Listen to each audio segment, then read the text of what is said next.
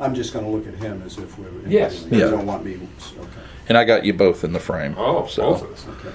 Yeah.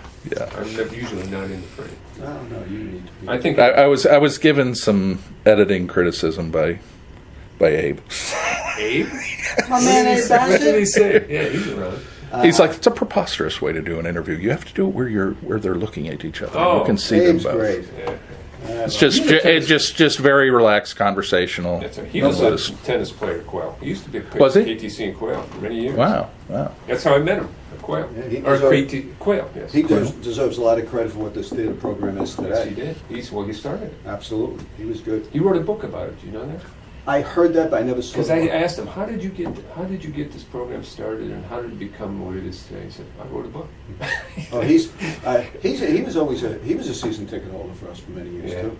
He was always thanks for he was always had observations about how the basketball games were run. I know. All right, so let's get going. And I'll have this brief introduction, and then I have some general questions. Sure. Then we'll just have a conversation. Good. This is Dan Abrahamowitz, former Vice President for Student Affairs and current member of the Wright State University Retirees Association. I worked at Wright State for 20 years, and I had many, many interactions with our guest this morning. This is Monday, October 15th, 2018, and I'm interviewing Mike Cusack, former Director of Athletics, this is part of the Retirees Association Oral History Project. Mike, thank you very much for joining us today. So let's start off a little bit by telling us about your background.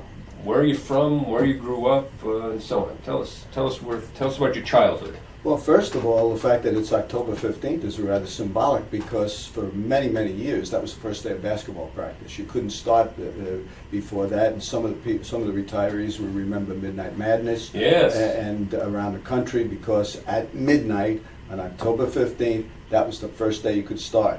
There were no individual practices and so forth, and that exists now. So, But don't they start practice earlier now? yeah, they can. But yeah, I don't know when it is, but they also have changed it where coaches can work with 2 or 3 That's or right, 4 over the teams. summer, So all so of the rules have changed, yeah, but the yeah. October 15th You're stands out in us old guys' I know, memory I as remember it was that. as a coach and as a player. I Sure, remember. sure. But I came.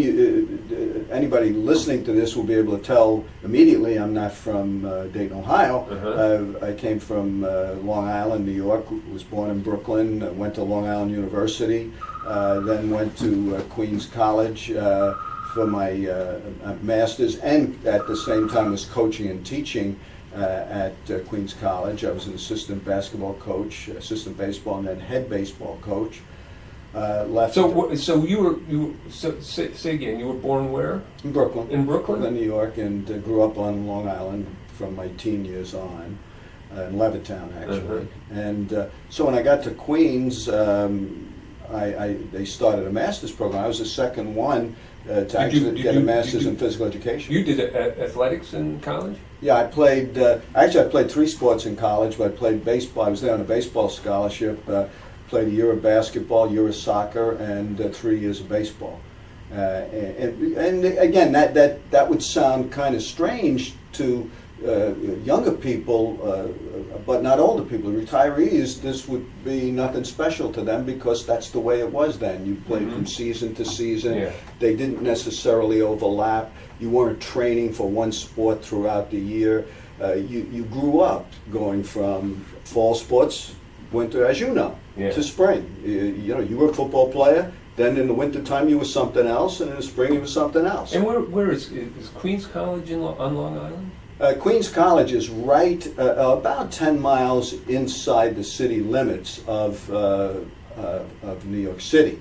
If you go east about 10 miles, you hit the Nassau County line, and then there's Suffolk. Queens is one of the 5 boroughs. And there was Brooklyn College, Queens College, Hunter College, Lehman. These are all So part Queens of College University. is in the Queensboro, right? Yes. Well, that makes sense. And it's doesn't part of the City University in New York. it? Yeah. And I played at Long Island University, and then I was lucky enough to get a chance to coach at Queens College. So wait, did you get your bachelor's degree from Long Island University? Bachelor's that's from where you Long played Island. all the sports. Yeah. And then Queen College you were saying, had this master's degree. Right. So you went there for the master's Well, degree? actually, I went there for the job. They had an opportunity where they needed. In those days, you taught and coached. It was a Yeah. that was Yeah. a division. What would be now Division III? I forget what they called Queens it then. was Division III. Yeah, and so we taught a certain load, and then we were given some release time to coach. Mm-hmm. And so I taught in the physical education department. With a bachelor's degree, you taught at the college. Right, because I was doing my master's at Oh, that I see. time. I see. So And was they it more like an started- assistantship type? Almost of like that, Yeah. yeah. And then after I coached, like I said, I was the assistant basketball coach and teaching classes. After a few years, the head basketball coach, after 2 years, I think, he was also assistant baseball coach. He didn't want to do it, obviously, anymore. thing? Do the baseball anymore. Yeah, so I was assistant baseball and basketball. And then I think it was 73. Yeah, it was 73. The head baseball coach who had coached for 30 years was the face of the athletic program. Wounded warrior from World War II. Is that right? Like a second father to me. Came Uh-huh. to me and said, "Mike, I'm going to give up coaching next year." I was the JV freshman coach, and it's yours. And what was great about that was I got to watch that varsity play that whole year. I knew exactly what I needed to recruit. I knew exactly. I mean, it made the 4 years that I stayed there before we left just great for winning. We won like mad, and it was basically because he gave me the chance to, know what I needed. So you went from assistant in basketball to assistant in baseball to head baseball coach, and Right. you were head baseball coach at Queens College for 4 years. Yeah, and the only reason I left there was because some of the people may remember Let's get the dates. From when to when were you head baseball coach? 73 to 76. 73 to 76. The only reason I left there was because basically I got wiped out. We had a 40 man and woman physical education department. And it was physical education, athletics, recreation, and dance. It was all in one. Mm-hmm. And the City University was going into default, as many people may remember. It was when Gerald Ford refused to help remember, out, yes. and Jimmy Carter beat him. Uh-huh. And so one morning, and I remember it distinctly, June 29th, 1976, my wife's birthday, Dean walked into our staff meeting and said, of the 40 of you, 25 are gone. Wow. And I was the 25th because I hadn't finished my doctorate yet. Even though we had just come back from the NCAA tournament, we won the only NCAA baseball game they've won to this day. Is that right? And the 4 years we were there, those kids, we had 2 or 3 kids signed. One By major league teams? yeah. One by the Cleveland Indians. He was drafted in the second round. He was the first shortstop picked in this. You remember his name? Billy Hiss, Okay. Hiss. Frank Robinson was the manager of the. Yeah. And Frank Robinson. There was a dinner, a luncheon when soon after he signed. He hadn't gone to play pro. Frank Robinson had him at the dais with him. Is that right? Oh yeah, they thought he was going to be the next coming. He got hurt a couple of times and so forth. So anyway, I was lucky enough. So you did get your master's degree there. Got the master's. And started your PhD at NYU. NYU. It was 1969. I got my master's, but I had Where'd already you get your master's degree in? physical education. So I went to NYU. They had again a master's in administration of physical education, and so Master's or PhD? it was a doctorate degree. Doctor. And, ED. right. So I started, taking the courses. I was coaching. I was a head coach. I'm taking the courses. We got 5 kids, so I'm And kind of bouncing in around. those days, there's no online stuff. Yeah? No. I would leave practice and run take the car to a spot, get in the subway, take it over to NYU, which was in Greenwich Village, Uh-huh. and take the classes. And it took me over 10 years to get the degree because I couldn't go every year and so forth. Sure. And so in '76, I finished some work. I was really out of work for a year. Uh-huh. And I got a chance to, I saw this job open up in Erie, Pennsylvania, Mercyhurst College. Never heard of it, didn't know anything about it. I sent my resume in, they sent back that we'd like to... A coaching job? No, this was the AD. The AD? This will be, we'd like to interview you. So I called them and we talked. They said, the only problem is you're going to have to pay your own way to get here. And if you get the job, we'll reimburse you. And I was so cocky in those days. I said, no problem there. I'll be reimbursed. I'll get this job. So I went up and I interviewed, and they offered me the job, and I accepted it. It was a beautiful little school. They had just built their first gym. Where is that? That's Erie, Pennsylvania. First gym that they ever had, because they had been an all-women's school up until the late 60s. Yeah, late 60s. And so I was really coming there to be the first real formal AD, to run the building and so forth. And I was going to come, I was coming in, I forget exactly when I was coming, but soon before I came, the baseball coach quit.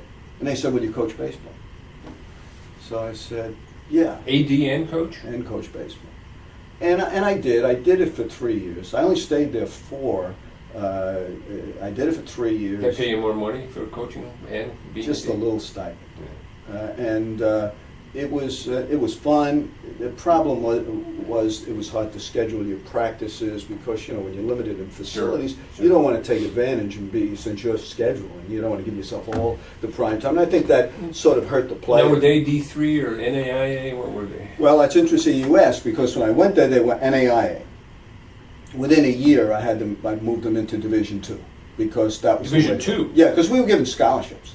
I mean, it was they were getting after it. Mm-hmm. They had really good basketball. They had great tennis, pretty good soccer. Mm-hmm. They were good. Mm-hmm. Baseball was pretty good. We did well after the first year because we recruited a lot of people. But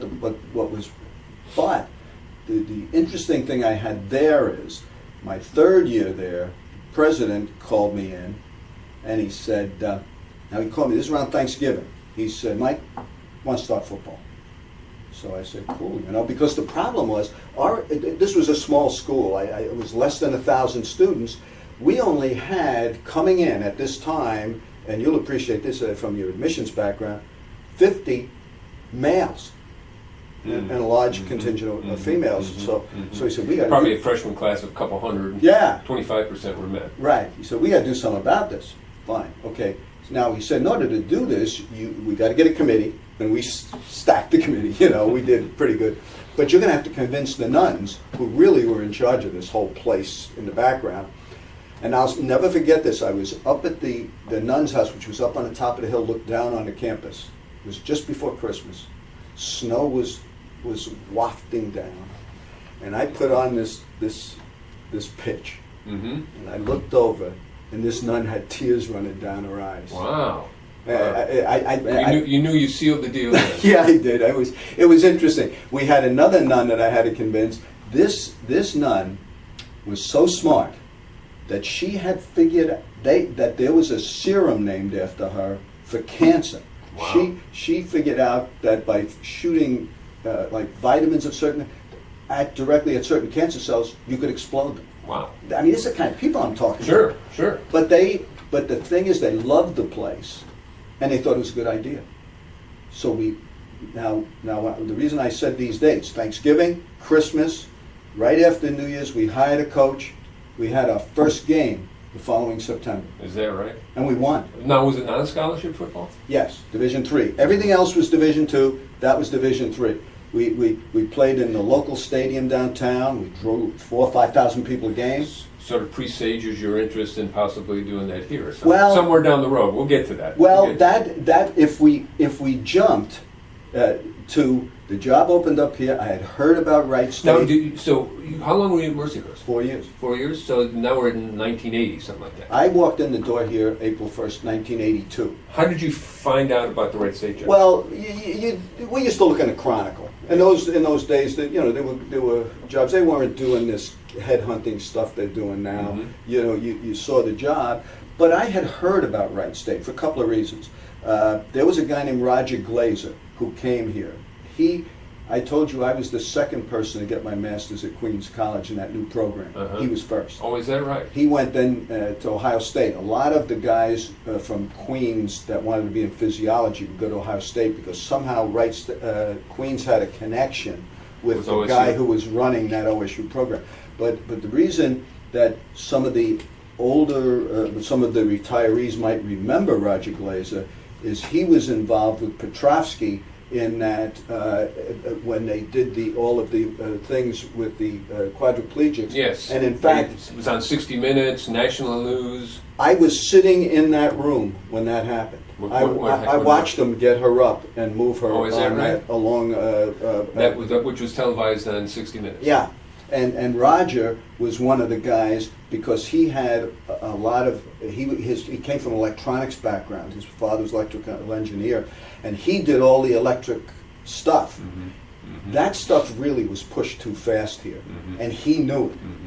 But again, it was an opportunity. We got great publicity. But anyway, I knew Roger was here. I had heard about this program because when I came here, it's not like I came to a bad program. I came to a really good program. The first year we were here, they won the national championship in basketball. So, it wasn't Mike Cusack building this program. It was Mike Cusack coming to a really good program. Who was the AD ahead of you? The AD ahead of me was Don Moore. Don Moore. And his background, had been an athlete, but his background wasn't in athletics necessarily. It was somewhere else. But Don started the program. Peggy Weinkoop was here, was the volleyball coach. Ralph was the basketball coach, Ralph Underhill. Mm-hmm. Ron Nischwitz was the baseball coach. We had very good Wow. soccer. I mean, this was a very good program that, we had a chance to work with. So you came here in '82. Mhm. What were your first impressions? You mentioned what you thought that the athletic program was very strong. What about the rest of the place? Well, it was interesting because what I did when And who was president then? Kegers. Capers. Bob Kegers was the president, and John Belgian, who started the medical school. If you go to the medical school, you'll see his big picture up there. Mhm. He was an orthopedic surgeon, and he was the provost. And well, what's interesting is I had the cab took me because I was at a hotel, and the cab took me. Downtown? I forget where it was now. Yeah, No, I'm not sure about that. I think it was in Fairborn, the Fairborn Holiday Inn, Okay. because we did have something at the Crown Plaza downtown, but I forget. So I had him drop me off in what used to be called K-Lot, Mm-hmm. and I walked up That's the lot down by the all the way athletic down. fields. I think it's the soccer field now. Lot 20, maybe. Yeah. So I walked all the way up the hill because I really wanted to see the place and get a feel for it, And I had talked to different people. The best people in those days to talk to was the trainer. They had all the gossip because the kids were sitting in the whirlpools, complaining about whatever, maybe the coaches, whatever it was. So anyway, I walked across campus. There was no Reich Hall at that time. There was some dirt piled up. They were doing some building and all, and I wanted to get a look at it and see what that was like. Then you go across kind of would be, I guess, the quad and up in through the dining hall, and then you come out the other side. And I got to look at it. And again, I was coming from a tiny little campus, very beautiful, very contained. And this was a bigger campus, which was more for me, I mean, for example, we didn't even have an equipment room at Mercyhurst.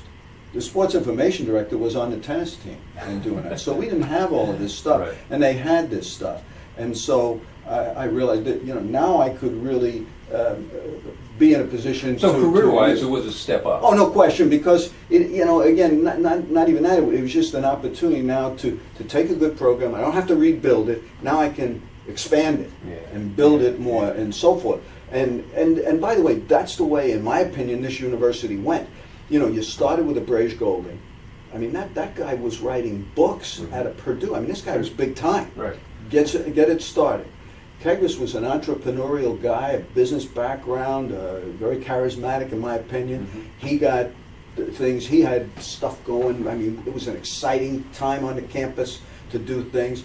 Then you had one of the smartest human beings I've ever been around, and you had bricks and mortar. You had a lot of stuff going on. Talk about Paige Mulholland. Paige Mulholland. You know, so we're really... So those are the three presidents. Oh, you didn't work for Braze. You came with Kegris in '82. Kegris in '82, and just to jump back a moment, I can still visualize Kegris and Belgian sitting in one of what they call love seats. I hate to put it that way, but they were sitting in this, looking at me saying... This is during the interview? No, I'm hired. Oh, you're hired. So we're happy to have you here, but do not say one word about football. They said, we know what you did in the play. We don't want to hear it. Okay. So anyway, you know, I always felt like during those years, the right person was in the right place at the right time. Mm-hmm. I mean, and you know, then for the whole university. You mean? For the university. Then Harley came. He wasn't here long enough. And in fairness to Harley, there were some things being done that he did that deserve a lot of credit too, mm-hmm. in terms of diversity, in terms of the inclusion and so forth. People having an opportunity to be heard. Maybe that, not that they weren't given a chance, but they may not have felt they had mm-hmm. the chance, and they did. Mm-hmm. You know, and unfortunately, we don't know what his reign would have been like because he didn't have it long enough to do it. Goldenberg came in, hit it at the right time with that. I mean, with the fundraising, and you know, so it was the right people that. I mean, we were moving. I mean, this place was talk about moving. what was your first day like here? What was that like? Well, I can still remember if the gym, which is now I guess Student Union. If you go in the back door, there's a hallway down there, and then there was a stairs that came up, and you came right out next to the secretary's office, and they had this big entry, big waiting room. It was beautiful, that area. Mm-hmm. And I still remember walking up there, said hello to, I'm trying to remember her name now. I know she just passed not too long ago. Secretary, she's the secretary in the athletics She department? was, yeah. And so I introduced myself, and I said, you know, what I would like to do, if you can schedule this for me, I'd like to meet with each of the coaches individually. It wasn't as a group, I wanted to meet individually, because I wanted to find out what they wanted, what they did, how they did it, what their hopes and dreams are, and things like that. And the interesting thing is, if you were filming that, and you didn't know what division, when these coaches came in, you would have thought they're Division I. But just for the record, when you got here, Wright State's Division II, Division and II. they just won a Division II national championship. No, we won it that. Won it that first year, but Yeah. but outstanding Division II program. Yeah, they were always in every tournament. I would say if they were given a Sears Award, we would have been up in the top 5 every year. When did you start thinking about moving to Division I, and how did that come about? Well, I came in '82. I think we were officially into Division I in '87, so it was 5 years 5 years. there. What's interesting, a year or two after I was here, we started talking about it. Bob Kegris talked to me about it and sort of sent me out to talk about it. In the community? No, around here. Around campus? Yeah, it was always talked about out in the community. Mhm. You know, I Mhm. spoke at all these Rotaries and so forth, and you know, they would ask. They always asked about football too, but the president, they always asked the president too, Mhm. whoever the president was. When are you going to start football out there? Right. Well, anyhow, I'm going around to the different colleges and I'm talking and everything like that, and it turns out that some of the faculty governance didn't like the way that was done. They felt like they should have been consulted first. They didn't like the informal nature of it? They didn't like the fact that I was out ahead of them. Okay. So politically, I didn't even think about that. I mean, I didn't think I was being politically anti or one way or the other. Sure. But anyhow, they called for a vote one day at a faculty meeting. Whether you should go to, whether the Wright State ought to be Division I or not? Yeah, and voted it down. And there was a very small percentage of faculty there because, you know, Sure. you don't have to be there, so it's not. Do you remember who was in faculty senate? It was academic council. I don't remember, but who was the head of it then? No, I don't. But the point is, whoever it was very helpful from that point on. So Oh, is it that wasn't. right? No, they didn't. It was more, hey, this isn't the way to do it, and I understood. So they weren't against No. it. They were just against how the process No, was I going. mean, I didn't have a problem with Gotcha. that. But now that I say it, but I said, maybe we're not going to be able to do it. So naturally, now I sit back and I say to myself, okay, what's the alternative? So I get in a meeting one time, and Bob Kegris and some people are there, and I start this thing about, okay, if we can't go Division I, then we will be the best Division II program that's ever existed, and here's how to do it. And I'm going over all this stuff. Okay.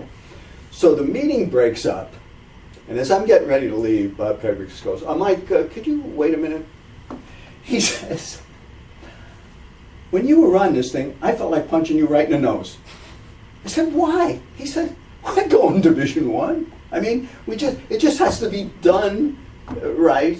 And so then we went around and we did the things we had to do. That following spring, whatever one it was, probably around 85, 86, they had a vote then. Faculty. Yeah, even though it didn't matter, by the way. I mean, if Bob wanted to go, He'd go. we're going. Yeah. But, that's not the way to do it, and he knew it, I knew it.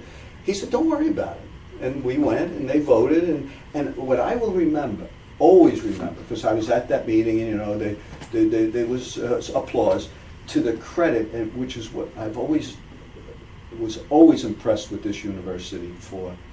I heard somebody say, okay, if you're going to do it right. I mean, there was none of this, Is that right? Yes, sir. I remember walking down. So that the- was a message you got from the general It campus was just community. a sense that these people said, look, we want to, okay, some of us agreed, some of us disagreed. That's fine. That's what universities are about. That's the great thing about universities, to be honest. Mhm.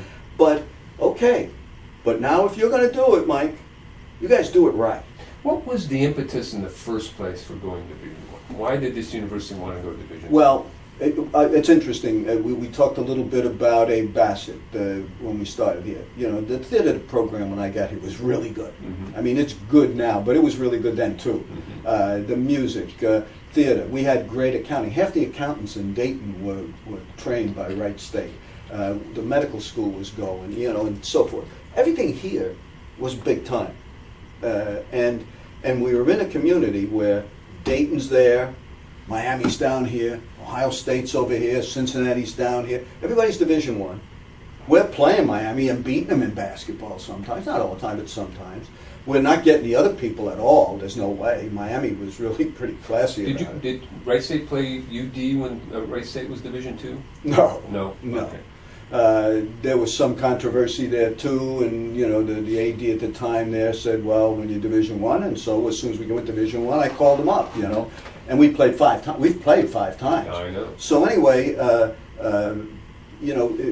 my argument always was, look, if this university academically is Division I, there's no question about it. In all the other things that make a university what they are, they're first class.